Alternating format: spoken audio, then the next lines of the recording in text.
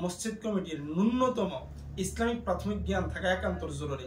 আমরা আজকে এমন কমিটির লোকদেরকে ইন্তেখাব করি যারা না দিনের ব্যাপারে কোনো ধরনের নলেজ রাখেন না, যাদের কোনো ধরনের জ্ঞান আছে। মসজিদ কমিটি কেমন হওয়া, আমাদের এলাকাগুলোতে দেখা যায় যে মসজিদ কমিটির যে সিফত আওসাফগুলা এগুলা বড়ই নাজুক অবস্থায়। মসজিদ কমিটি দিনদার হওয়া একান্ত জরুরি। প্রত্যেকটা সমাজ থেকে একটা কথাই আমরা বারবার শুনি, যাদের টাকা আছে, যাদের অবৈধ ইনকাম আছে, অথবা যারা সমাজের দুর্নীতি কাজের সাথে যুক্ত, ওনাদেরকেই দেখে দেখে মসজিদ কমিটিতে রাখা হয়। যদিও সব জায়গাতে বিষয়টা এমন না, তারপরে মসজিদ কমিটি কেমন হওয়া এটা আসলে আমাদের প্রত্যেকের জানা একান্ত জরুরি। মানুষ আজকাল হকের পক্ষে কথা বলা এবং হকের পক্ষে থাকা, ন্যায়ের পক্ষে থাকা মানুষ এটা ছেড়ে দিয়েছে। আলগে হাদিস শরীফে সর্বদা হকের পক্ষে কথা বলা, অন্যায়ের বিরুদ্ধে কথা বলা, এগুলো আমাদেরকে তরগিব দেন। তো আমরা একান্ত জানা দরকার মসজিদ কমিটি আমাদের সমাজে এটা একটা সমাজ কমিটিও। সংবিধানে আমাদেরকে দিন ধর্ম মানব পালন করার আমাদেরকে যে অধিকার, যে রাইট তারা আমাদেরকে দেন, ধর্মীয় স্বাধীনতার যে অধিকার আমাদেরকে দেন সংবিধান, এই ধর্মীয় স্বাধীনতা, যেহেতু ভারতবর্ষ একটা গণতান্ত্রিক দেশ, এখানে সামাজিকভাবে আমরা ধর্মীয় স্বাধীনতাগুলো আমরা উপভোগ করি বা এখানে সমাধানগুলো করি। অনেক সমস্যা আছে যেগুলো আমরা প্রশাসনের মাধ্যমে যাই না, আমরা সাধারণ গাঁও সভার মধ্যে, আমরা মসজিদ কমিটির মাধ্যমে আমাদের শরঈ সমাধানগুলো করি। তো শরঈ সমাধান করতে গিয়ে বহুত জায়গাতে, অনেক জায়গাতে মসজিদ কমিটির অপদার্থনের কারণে অথবা তারা উপযুক্ত না হওয়ার কারণে আমাদের সমাজের মধ্যে নানান ইসলামের উল্টা কাজ দেখি, যেগুলা ইসলামিক কাজ না, এগুলো ইসলামিক নাম দেওয়া হয়। তো যাই হোক, আমি শুধুমাত্র মসজিদ কমিটি কেমন হওয়া এই ব্যাপারে শুধু এতটুকু কথা বলি যে ফতোয়া দারুল উলুমের মধ্যে, অনলাইন ফতোয়ার মধ্যে আমি দেখলাম যে মসজিদ কমিটি কেমন হওয়ার ব্যাপারে একজন ফতোয়া চেয়েছেন।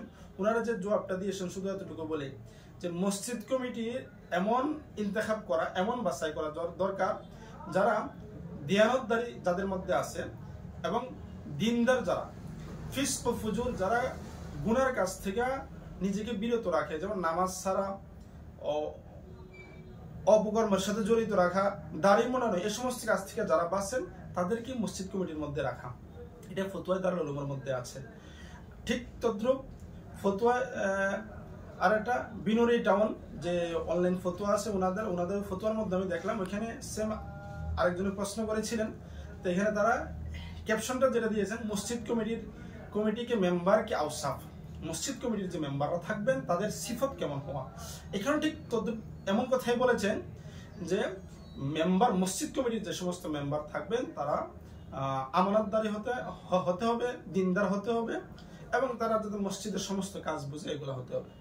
আমি এখানে কিছু কথা বলবো। আমাদের অত্র সমাজে যেহেতু মসজিদ কমিটি সামাজিক কাজের মধ্যে দখল দেন এবং মানুষ তার ইসলামকে পালন করতে গিয়ে সামাজিক যে সমস্যাগুলো আছে ওইগুলা ইসলামিক পদ্ধতিতে সমাধান করা হয়, সেজন্য মসজিদ কমিটির ন্যূনতম ইসলামিক প্রাথমিক জ্ঞান থাকা একান্ত জরুরি।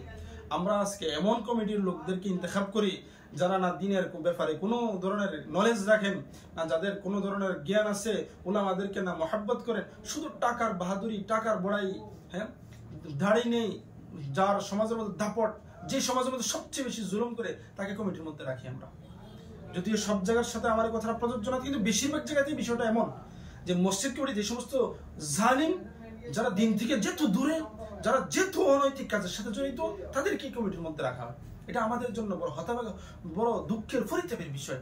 এমনকি যারা দিনদার, ফরেজগার, মুত্তাকি, উলামায়ে কেরাম, তারা পর্যন্ত বানানোর সময় যাদেরকে বানানো হয় তারা পর্যন্ত ওই সমস্ত লোকদেরকে বানায় যারা দাপট আছে, হ্যাঁ, যার কথায়, যার এক ধমকে জুলুম পর্যন্ত কায়েম হয়, তাকেই বানানো হয়। কিন্তু সমাজের মধ্যে দায়িত্ব যখন কোনো ব্যক্তির উপর ন্যস্ত করা হয়, দিনদার মানুষের উপরে, আল্লাহ তাআলা তার মধ্যে অটোমেটিক তার মধ্যে সলাহিয়ত ফায়দা করে দেন। আমরা একবারও দিনদারকে বাছাই করি না দিনের জন্য, দিনদার ব্যক্তিদেরকে একবারও দিনের জন্য বাছাই করি না, একবারও মসজিদ কমিটির জন্য বাছাই করি না। যে সমস্ত অবৈধ ব্যবসার সাথে যারা জড়িত, টাকার বাহাদুরি যারা আছে, তাদেরকে আমরা জড়িত করি। এটা কিন্তু পরিতাপের বিষয়। প্রত্যেকটা দিনদার ব্যক্তি, আপনি আপনার লিডার কাকে চুনলেন, আপনি আপনার লিডার কাকে বানালেন, সমাজের ইসলাম পালন করতে গিয়ে যে আপনার যে সামাজিক মুসলিম ধর্মের যে অধিকার আপনি পালন করতে গিয়ে যে সামাজিক লিডার যাকে বানালেন, তাকে যে আপনি ফাসিক, এক গুনাহগার, এক নাফরমানকে আপনি যে বানালেন, এক অবৈধ কারবারি, এক অবৈধ ব্যবসায়িক, অবৈধ টাকার পাওয়ার এমন ব্যক্তিকে যে আপনি চললেন, কাল হাসর ময়দানে আল্লাহর কাছে আপনি কি জবাব দেবেন? সেজন্য আমার কথাগুলো আপনাদের কাছে পৌঁছানো, এই কথাটা জরুরি মনে করি। আমাদের ইসলামিক যে কালচারগুলো আছে এগুলোকে বাস্তবায়ন করতে গেলে আমরা প্রত্যেকের একান্ত দরকার যে নেক্সট টাইমে আমরা মসজিদ কমিটি যখন বানাবো তখন আমাদের দিনদার ফরেজগার মুত্তাকি মানুষ দেখেই আমরা বানাবো।